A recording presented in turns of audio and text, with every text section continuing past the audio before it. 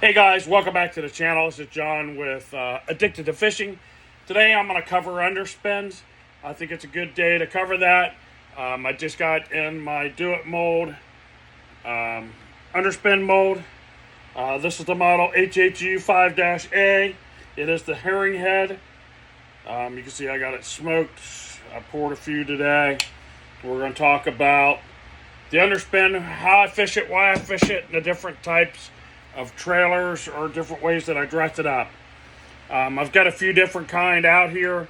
I don't have many of my trailers, unfortunately, but I'm going to cover these few different types of underspins and how I fish them, and why I fish them, time of the year I fish them, so on and so forth. We'll start out with the herring head, the one that the guys that I just poured. Here it is. This has just got a Mustad 4-aught hook in it, probably the 1/4 ounce, and then a little bitty 1/8 ounce, great for finesse fishing, white bass, crappie, things of that nature. That will look similar to this guy once it's all dressed up. This one definitely has a smaller hook, a 2.5 I believe, or a 3.5 willow leaf blade. I've got some blades and some skirts that I can pull out, kind of show you what I'm doing. They'll have a barrel swivel on them. Most of the good ones are going to have a good barrel swivel on them. No random order. You know, some more of the small, different VMC style underspins. They get into the weedless one with a weed guard. I forget who makes this one, but yet another little different style. This has got a long arm instead of that small, kind of comes more out of the top of the head. This one rides really, really good. Then you go into more like a flashy swimmer. Mid body, got a wire. This one's got the big hook in it. This is for the big swim baits that I'm throwing. But yeah, and then a lot of an old school that's forgotten. They call it a pony head. Some places call them a road runner. You know, I fish that in two sizes. This size for panfish, crappie, bluegill. Got a small, like number 3 size hook in it. Up to the big guy. You can switch these blades out on these if you need to, so forth and so on. Real quick, one of my favorite ways that I've been throwing them is skirted. You can just put a skirt on it and throw it just like that. You can add a trailer to it. Do several different things with the underspin. A lot of people may not be thinking about. Real quick, couple little trailers, and then we'll get into some other stuff. This is the Keitech style bait. Don't mind those in the zoom. This one's actually a Lake Champlain Lures Company boot tail or paddle tail swim bait.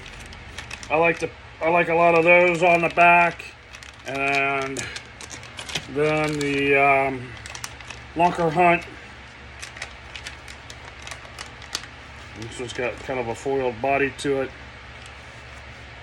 but it's the same principle. A little thinner profile. That's going to be primarily my 2 trailers that I'm going to pick. Every once in a while I'll pick just a straight split tail trailer and put on there. So your possibilities are endless with that. Now, kind of getting into how I'm fishing them, when I'm fishing them. I'll utilize an underspin pretty much all year long. There's a couple different ways you can fish them. Primarily, you'll see a lot of guys cast it out, wind it back in, fish it more like a spinnerbait. Good thing about it is, you know, your underspin comes in various different sizes. 2 totally different extremes there. This guy, not only is it great for panfish, but the smaller blade, that's why the smaller hook's great for panfish. That's why I did one with a bigger hook too. Be a great smallmouth killer, spotted bass killer. Largemouth eat them, walleye eat them, almost everything eats it. The bigger ones you can get down a little deeper. What's the biggest size that this one goes? 5/8 of an ounce. That'd be a great tool for great lure to throw out on the ledges. Cast that out on a bomb cast, let it fall to the bottom. Simply just crawl it across the bottom. Let that little blade just kind of bounce around off the bottom. When you get into the belly weighted, like more of the flashy swimmer, this is great to give you a weedless presentation. Most of these others are not going to give you a weedless presentation at all. You're going to have an exposed hook, even skirted. You're talking about a straight chuck of wine kind of bait.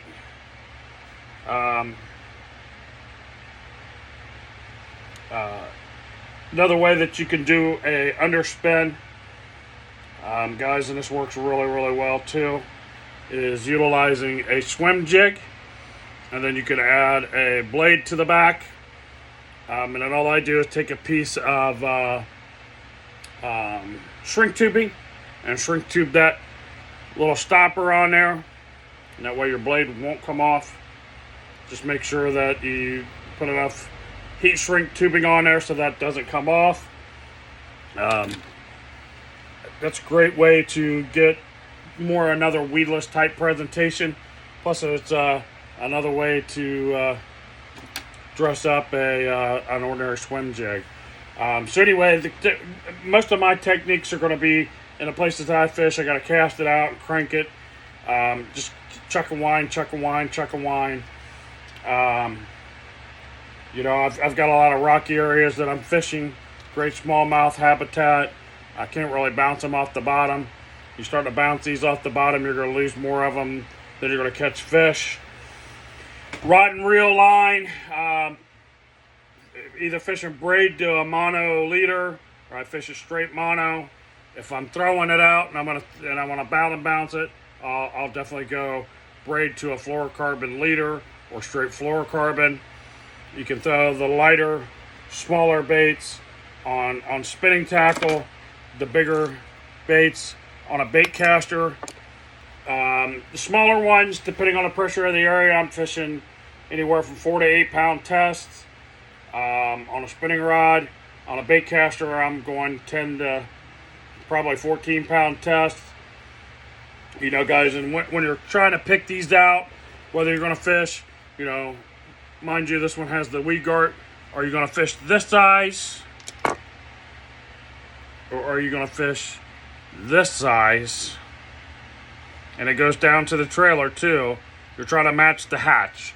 You don't want to throw this in an area where you got 6, 7, 8 inch gizzard shad. Likewise, you don't want to throw this when you have little 2 and 3 inch gizzard shad, threadfin shad, whatever the bait fish is, small bluegill.